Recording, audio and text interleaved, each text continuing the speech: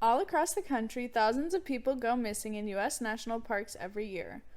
While around 90% of these missing people are found, either dead or alive, there are still hundreds of people who are simply gone without a trace. The National Park Service keeps no list of those still missing, and many of those cases have no logical conclusion as to what could have happened. Welcome to Let's Be Briefed. I'm Sydney. And I'm Sarah. And this week we're discussing Missing 411 and the mysterious disappearances in America's national parks. Ooh, finally.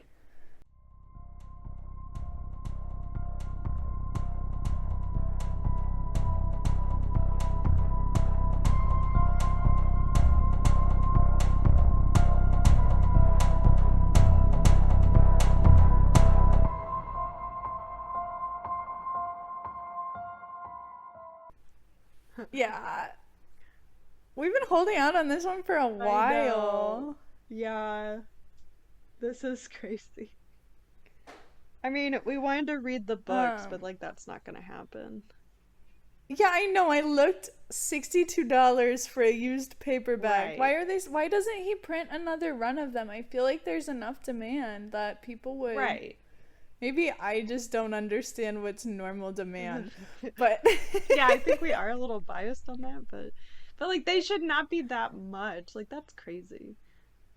And there's 4 of them, right? So if you wanted all of them, no, there's 6. 6. That's even more. God. Yeah, I think 6. Give me 1 second. Okay. 1, 2, 3, 4, 5, 6, 7, 8, 9. There's 10.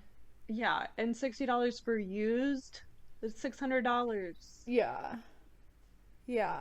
I mean, that was just the one I looked at. I don't know. Some of the other ones I think are more expensive. Yeah. And then there's 3 movies. Oh, okay.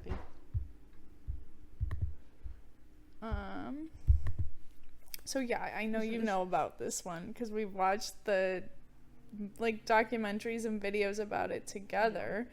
And I tried to go back and watch the first movie that came out in 2017 on Amazon Prime, and it said unavailable to watch in my location. And I said, "What do you mean in my location? Yeah, what does that mean?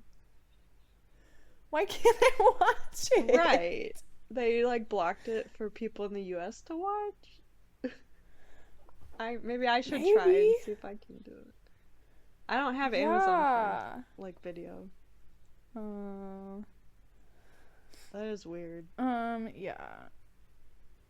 So, I guess the, background on the name, Missing 411 and kind of the intro to this is that a former police officer named David Paulides was doing some research in a national forest when 2 rangers separately contacted him about some mysterious disappearances. He doesn't say specifically what research he was doing, but he's also written books about Bigfoot, so you can do the math on that one. Yeah. But the two rangers, so essentially he was doing his research in the forest and he left the park and he went back to his hotel room, and these 2 people individually and separately knocked on his door and said, "Hey, these are things that have happened and we have I have no explanation for this." And I think it was they had worked, both of them had worked at different parks, so they weren't actually at the park that he was at where it happened. It's weird. But he started looking into it, and the National Park Service has its own police force that are trained at the Federal Law Enforcement Training Center. So, they're very well trained. They know what to do. And I would say it's pretty common for people to go missing in the national parks. It is. It's very common. I didn't know. But usually they get found. Right. I didn't know they had their own police force, I guess. Yeah, I didn't know that either. That was from... Sorry. I always think of, rangers, park rangers who can't do anything. Right. Right. Yeah, no, they have a police force. And I got that, a lot of this intro information was from an interview of him on Stuff They Don't Want You to Know podcast. So it's, from his mouth. So while he was looking into this, he tried to file a Freedom of Information Act request. And when he did that, they asked why he wanted the information. And legally, they can't use his why, his like reason for wanting it, right, to decide if they want to give it to him or not. Yeah. He basically said, you can't ask me that. And they said, yeah, well, tell us anyway. And he said it was for research.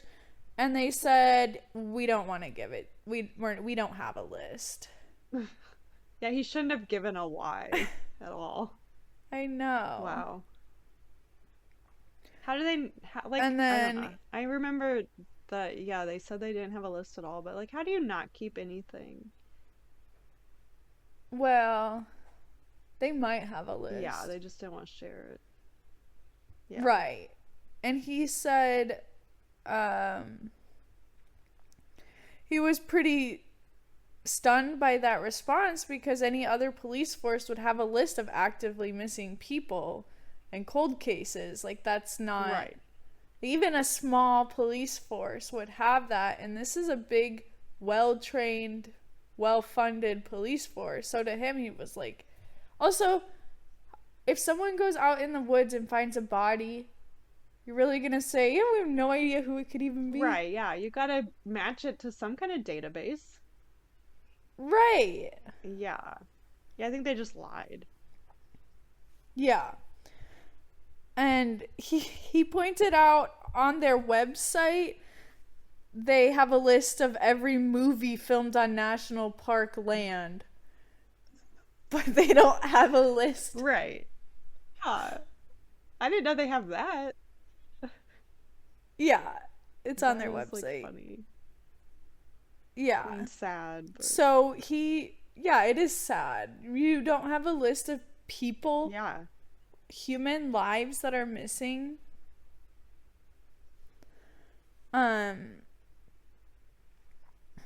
So he tried to file an exemption as a published author, which I don't really fully know what that means, but basically I think that means, like, you have to give it to me.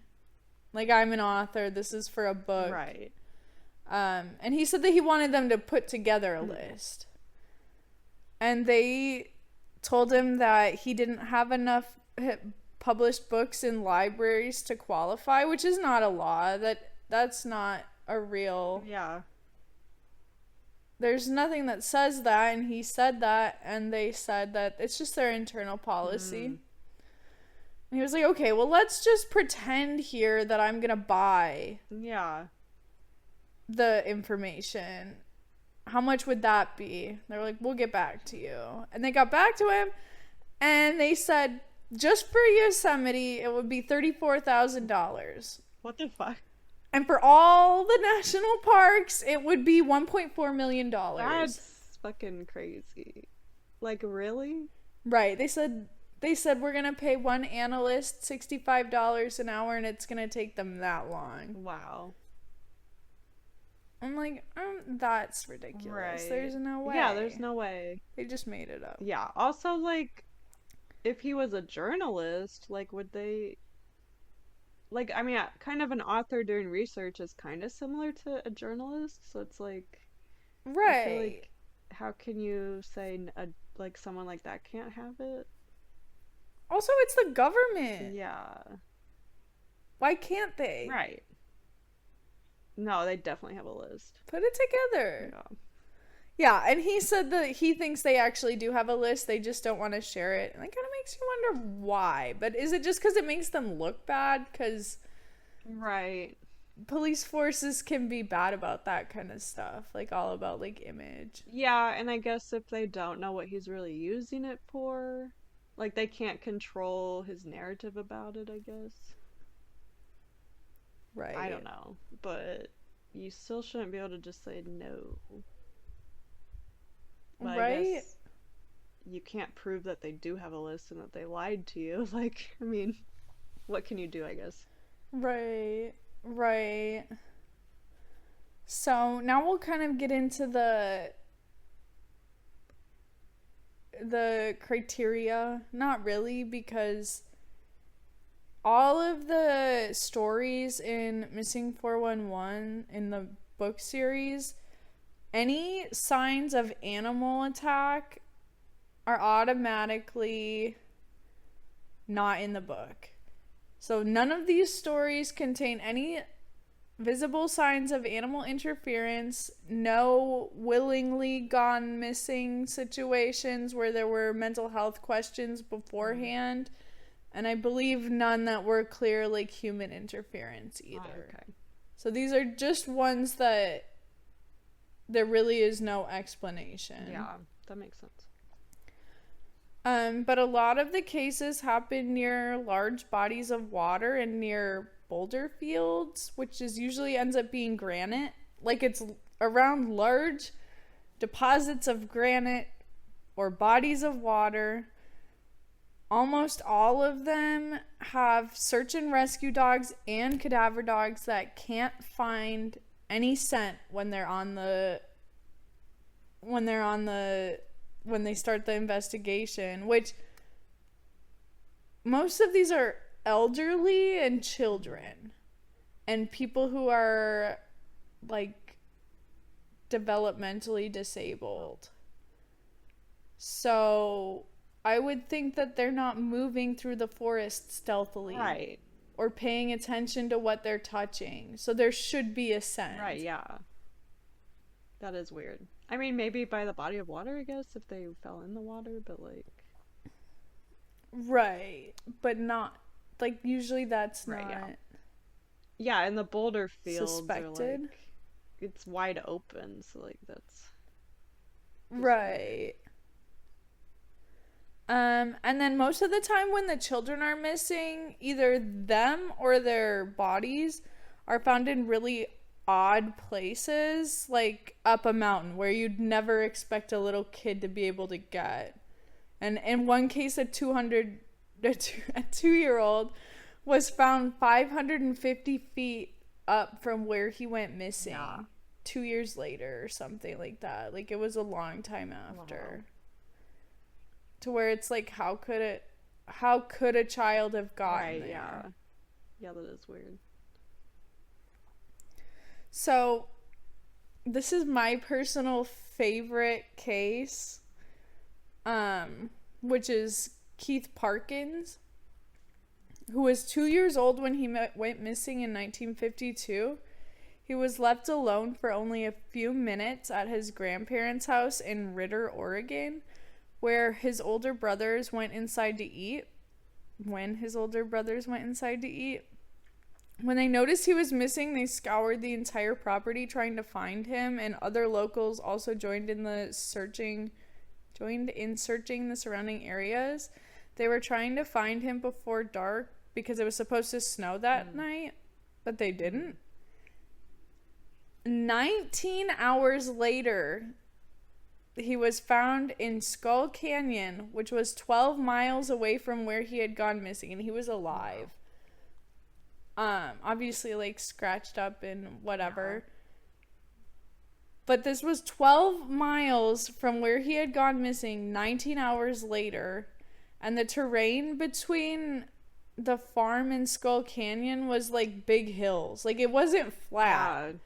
It was like climbing and brush, and there were no paths. Yeah, a 2-year-old doing that? Like, no. Yeah, and I want to say I didn't see this anywhere. I think it was in the documentary that I couldn't watch. But, like, there were no footprints in the snow around him. Like, he was just there. Yeah, he just was dropped there. Yeah. That's fucking weird. Although, I guess if it was snowing enough, maybe the footprints were covered up. I was gonna say, maybe it snowed after he got there, Right. but then... So he just sat there? Did someone grab him and drop him off? Right. That's possible. Yeah, I guess. But, like, for what purpose? Right. Are you gonna grab him and then drop him off 19 hours later? Like, usually if you're gonna abduct a child, you don't just drop him off somewhere else. Like... Especially not alive. Yeah, right. Like, that is weird. Yeah.